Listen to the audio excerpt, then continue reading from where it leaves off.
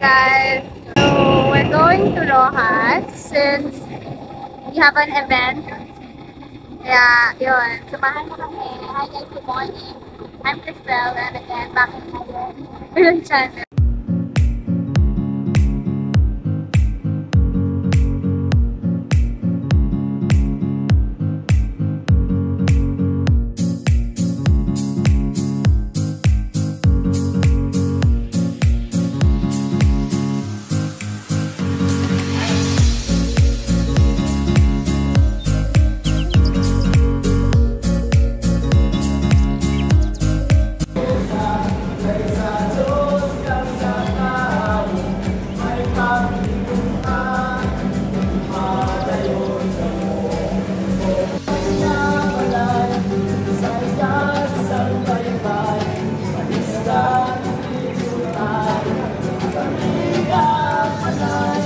Hi guys! Welcome back to my channel. Nandito na kami sa aming probinsya, dito sa Capiz. So, hindi na ako masyado nakapag-video nung dumating talaga kami on the first day. So, this is third day or day 3 na ng stay namin dito sa aming probinsya. So, wala kasi kami masyadong ganap ng 2 araw din. So, kaya hindi rin ako masyado nakapag-video. So, ngayon, may ganap tayo ngayong umaga. So, I will have a catch up with my cousins. And yun, siguro maglagaw-lagaw lang kami dito sa tabi-tabi. No? Hanap ng beside the beach, mga ganon. So, ayun, subaybayan nyo ang mga kaganapan dito sa probinsya. And I'm so excited to meet them, and I'm so excited to live a provincial life again. So, yun. So, feeling ko na maayos yung tulog ko dito dahil sobrang, lagi ako nagigising na maaga dito. Sana all, pero sa amin hindi nakakagising ng maaga. Diba? So, siguro ganun talaga ang ambience to pag nasa probinsya ka lagi ka. Iba yung body clock ng katawan natin. So, nandito ako sa tindahan ng aking lola, or ang tawag ko ay nanay. Ito nga pala ang aking outfit for today. Yun lang, simple lang.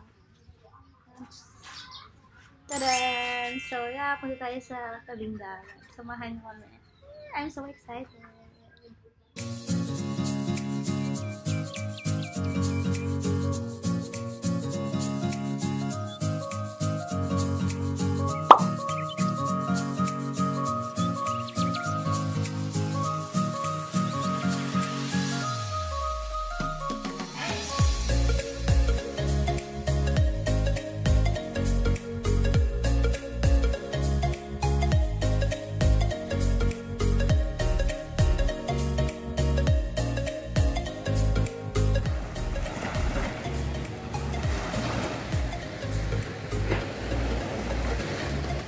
Hi guys! So, nandito na kami sa Salty Sweets, located at Pilar, Capiz. So, ngayon, nag-order na kami. And nandito ako sa, malapit sa dagat. So, medyo bato-bato. Nakikita niyo ba yung mga bato-bato na yan? Ito ay sise. So, yun, order muna kami. And, yun yung ganap namin ngayon dito sa probinsya. Catch up with cousins.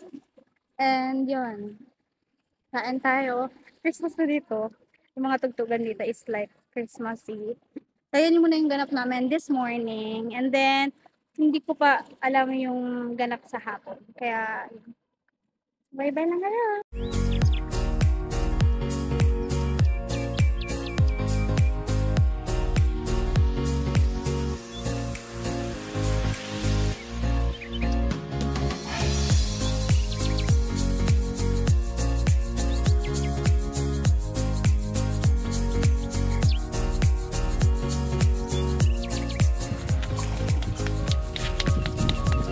Try kumuha ng sisi. Dapat ko chilyo. Oo nga.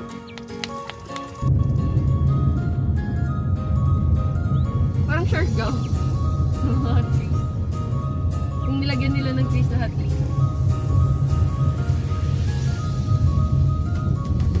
Hi guys! So ngayon, after namin ng banding with my cousin, dito kami sa Kalising ko, sa Pilar. Tapos, meet naman yung tita ko and also mag-swimming. So, ayun. Ayun. Ngayon ko lang nalaman na may swimming pool pala dito. So, tingnan natin. Ayan siya, guys. Tapos, ayan o. Ito yung pinaka-entrance. Tapos dito, may mga kubo-kubo na parang yung mga ulo lang. Tapos may pool. Ito, guys. Ganito siya. May kubo. Then, ayan. Sa iba kasi meron, may mga glamping chairs. Ayan. Tayo, tingnan natin yung pool. Tapos ito yung parang La Mesa by Calle 5. Parang resto nila. Tapos ito ay ayan, swimming pool area. Maliit lang. Ayan o. Ganun. Hindi naman masyadong malaki.